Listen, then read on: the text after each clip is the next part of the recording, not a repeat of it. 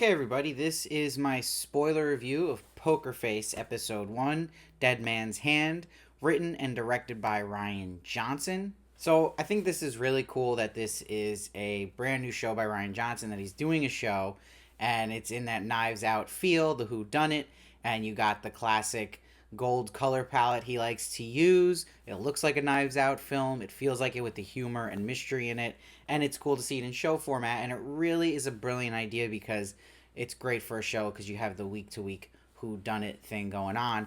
I actually prefer if they had just released it one by one each week, not the first four. I get they want to hook people in, but I think you could have just really, especially for Peacock, milked it and had people watching this week to week just from the start to make sure people catch up and get in on it. It's going to take time because it's on Peacock, unfortunately. But if what other critics are saying that the whole season stands really well, this really could be their first hit, which they desperately need. They can't just rely on people watching The Office. But it's awesome that he's writing and directing this, and what's great combo with that is that Natasha Lyonne is the star of this as Charlie, and she's just one of those actresses now. She got a lot of exposure recently from Russian Doll, but with this can take her to the next level in that kind of exposure working on a Rian Johnson project. But also she has that appeal of you want to watch it because she's in it. She's just different. She stands out in her own way, and it's exciting to see her do this kind of part of Charlie. What I also like Rian Johnson did a couple times this episode was shots that stuck out to me is just he likes to use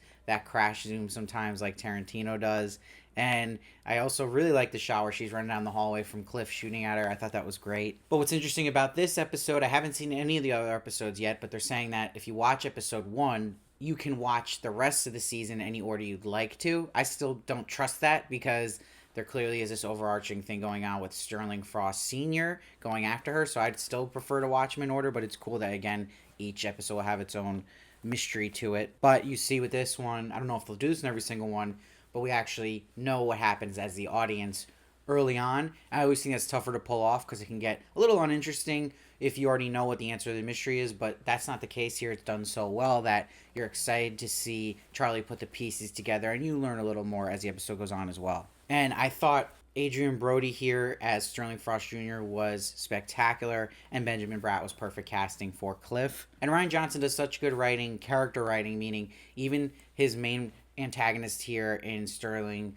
Jr., played by Adrien Brody, he has a good motivation here that he wants to prove to his dad his worth, but also kind of stick it to his dad a little bit, make his own name, because his dad kind of looks at him like a screw up. So that really makes it more interesting and fascinating and avoiding the mustache twirling villain trope. And what also makes it strong is the connection Natalie and Charlie have, that Charlie just didn't know Natalie as a coworker. Like, there was a bond there. Natalie was even going to live at Charlie's place. Charlie offered that. Natalie couldn't because of the horrible situation she was in with an abusive husband, and that Charlie knew about this. So it added weight to her death, and it justified Charlie being so interested in the case, especially because she's not a cop.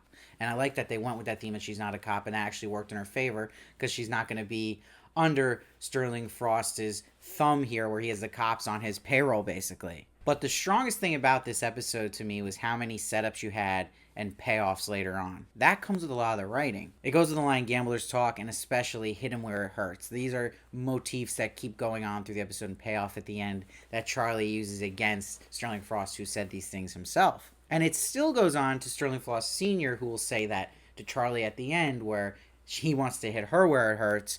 Really good stuff. And what's fascinating about this character of Charlie, I think what hooks a lot of people in, is seeing a character that can tell when people are lying. She doesn't know what the truth is when she sees people. She's not like a mind reader per se, but she can tell the lies, and it connects to her being a former gambler, using this in poker. Really cool. And you're seeing that not only was she a former poker player, but her and Sterling are having like a poker game themselves going on through this episode, the way they talk to each other, because Sterling knows that she's good at reading lies, so he's carefully avoiding even answering her questions. He's going around the mill so she can't read him, which I liked. I also thought it was interesting that we don't see what exactly Kane has in this photo that Natalie discovered.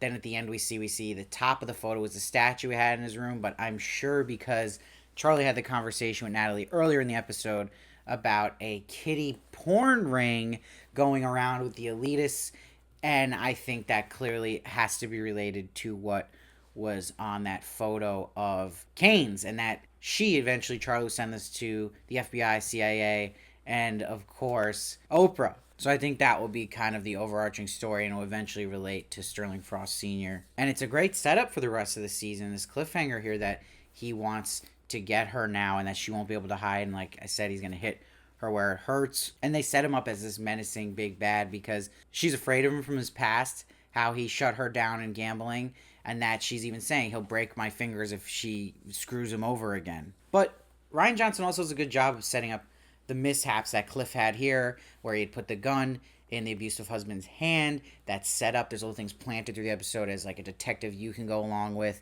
just where the holster was. All that stuff is great. It's also a little interesting thing to note too that Sterling Frost Jr. mentioned his dad always told him to keep the carpets clean, keep Kane happy, but there was a third thing he never said. I wonder if we'll get payoff for that. I'm sure we will. And I like they go more into detail about her knowing when people are lying, and that the real trick of that is to know the why. Why are they lying? And the hardest I laughed in this episode was when she actually meets with the sheriff and informs him about her suspicions.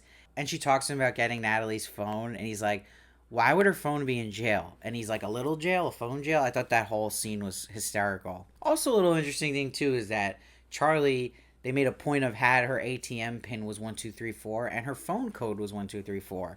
So that seems like something that could come back to haunt her later on. And I like how they had the whole setup with the cloud, and that comes full circle at the end as well. But we know that Sterling Jr.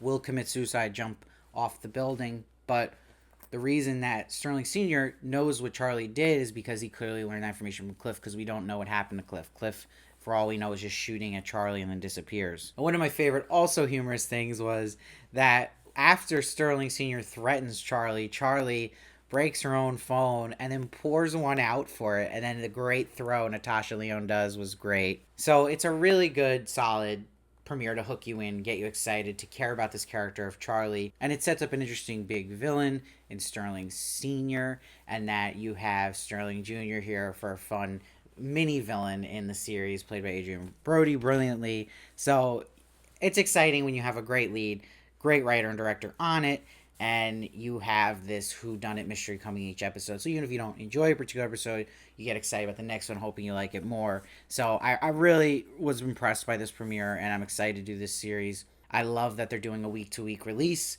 and that we can kind of chew on the episodes, and I think that's important, and it obviously helps me as someone who does reviews like this, so it's something for us to kind of embrace and make a week-to-week thing. It's exactly what a Peacock service needs, that desperately needs content that people care about. So I'm giving this episode an 8.7.